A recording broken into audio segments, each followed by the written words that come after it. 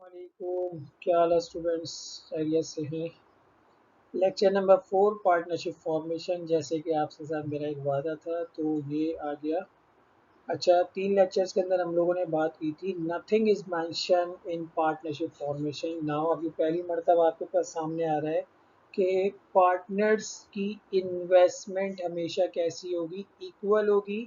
But equal के भी दो पार्ट होते हैं, जिसमें पहले जिस पार्टनर की इन्वेस्टमेंट ज़्यादा होगी, आई रिपीट, जिस पार्टनर की इन्वेस्टमेंट ज़्यादा होगी हम पहले उसको रिकॉर्ड करेंगे। लाजमी आता है दूसरा पार्टनर कुछ कम ला रहा होगा तो हम बाद में उसको रिकॉर्ड करेंगे। सबसे पहले क्वेश्चंस आपके सामने है, इसको सुकून से आप नोट डाउन कर सकते हो। 2020 हैनी और एक पैनी दो पार्टनर हैं, उन्होंने मिलकर फैसला किया कि हम एक बिजनेस बनाएंगे और नाम रखा हैनी पैनी। ठीक है। अब हैनी की इन्वेस्टमेंट ये रही आपके सामने, इसी के साथ पैनी की इन्वेस्टमेंट ये रही आपके सामने। बट देखो यहाँ पे खास तौर पे मेंशन होता है, ये क्वेश्चन में भी मेंशन होगा कि कौन सा पार्टनर बाद में सफिशिएंट इन्वेस्टमेंट लेकर आएगा। ठीक है। तो जब सफिशिएंट इन्वेस्टमेंट की बारी आती है तो किसी न किसी एक पार्टनर के बारे में मेंशन किया जाएगा। अब यहाँ पे मेंशन है किसके बारे में, मिस्टर पैनी के बारे में। इसका मतलब अगर मिस्टर पैनी बाद में कुछ और कैश लाएंगे तो इट्स मीन मिस्टर हैनी को पहले रिकॉर्ड करेंगे। किसको? मिस्टर हैनी को। तो स्टार्ट करते हैं। जर्नल जर्नल इसकी रिक्वायर्ड है, जर्नल बनाए सबसे पहले। ये मैंने जर्नल बनाया सेम उसी तरह, क्योंकि मिस्टर हैनी को पहले रिकॉर्ड करना है तो ये सारी की सारी रिकॉर्डिंग आ गई आपके पास। 2020 डेट आ गई जनवरी 1। और हमारे पास यहाँ पर सबसे पहले कैश, अगेन रिपीट, मिस्टर हैनी को पहले रिकॉर्ड कर रहे हैं, कैश आ गया। उसके बाद मर्चेंडाइज इन्वेंट्री, ये सारी वो इन्वेस्टमेंट है जो क्वेश्चन में एज इट इज गिवन है। फर्नीचर, उसके बाद इक्विपमेंट, और उसके बाद ये आपका कैपिटल आ गया जो कि टोटल किया 3,75,000। हैनी को क्यों रिकॉर्ड किया, फिर से रिपीट कर रहा हूँ, इसलिए रिकॉर्ड किया कि हैनी की इन्वेस्टमेंट ज़्यादा थी मिस्टर पैनी के मुकाबले में। उसके बाद सिंपली इनरेशन आ गई। अब जब हम दूसरे पार्टनर की इन्वेस्टमेंट को रिकॉर्ड करेंगे, देखो कैश तो लिखा है बट यहाँ पे इसका अमाउंट नहीं आ रहा, हम ब्लैंक छोड़ देंगे जगह, यानी कि यहाँ पे कुछ भी नहीं लिखेंगे, खाली जगह छोड़ देंगे। उसके बाद मर्चेंडाइज इन्वेंट्री 30,000, उसके बाद सप्लाईज 80,000, देन फर्नीचर 60,000, उसके बाद इक्विपमेंट 60,000।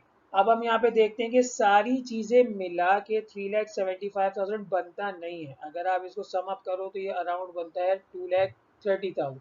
बट हम यहाँ पे कैपिटल में जब हम लिखेंगे तो वो कितना लिखेंगे, 3,75,000 ही लिखेंगे। क्यों?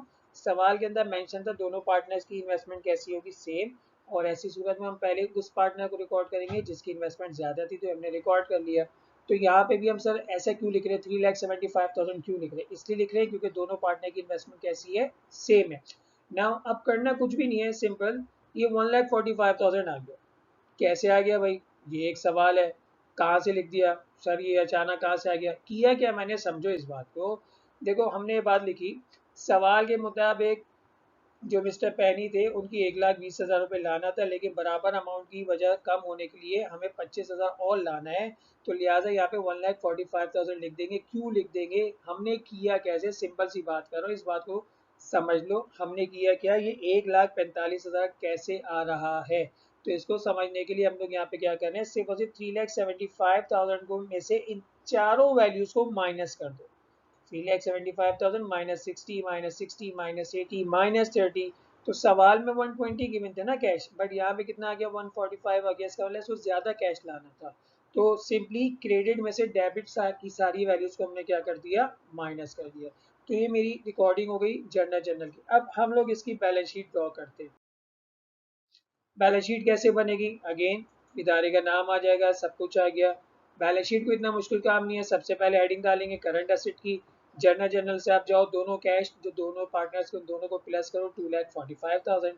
सेम इसी तरह मर्चेंडाइज इन्वेंट्री है, दोनों को प्लस करो 1,05,000। सेम इसी तरह सप्लाईज, दोनों को प्लस करो 1,70,000। सवाल में जितने भी करंट एसेट थे वो आ गए आपके पास, इन सबको टोटल किया तो ये बन गया 5,20,000। इसके बाद सेम फिक्स एसेट की हेडिंग आएगी। फिक्स एसेट के अंदर हमारे पास दो थे, फर्नीचर, दोनों वैल्यूज प्लस करो 1,00,000। उसके बाद इक्विपमेंट, दोनों वैल्यूज प्लस करो 1,30,000।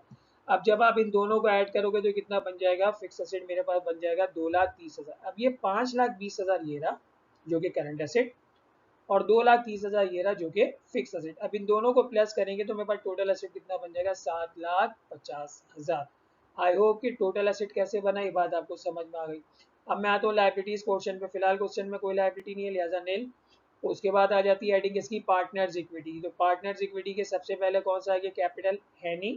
कैपिटल यानी कितना था, सवाल के मुताबिक आप जाओगे जनरल में देखोगे क्रेडिट साइड पे 3,75,000 नजर आएगा। सेम इसी तरह कैपिटल पैनी वो भी 3,75,000। अब दोनों को प्लस कर दोगे तो आपका कितना बन जाएगा, 7,50,000। तो ये इस तरह से मेरी बैलेंस शीट आपस में क्या हो गई, टैली हो गई। आई होप कि आपको ये वाला लेक्चर इजीली समझ में आ गया होगा। अगर समझ में नहीं आया, कोई भी इशू है, कोई भी प्रॉब्लम है, आप गिवन नंबर के ऊपर भी रब्ता कर सकते हो, प्लस आप व्हाट्सएप के यूट्यूब चैनल के ऊपर भी डिस्कस कर सकते हो।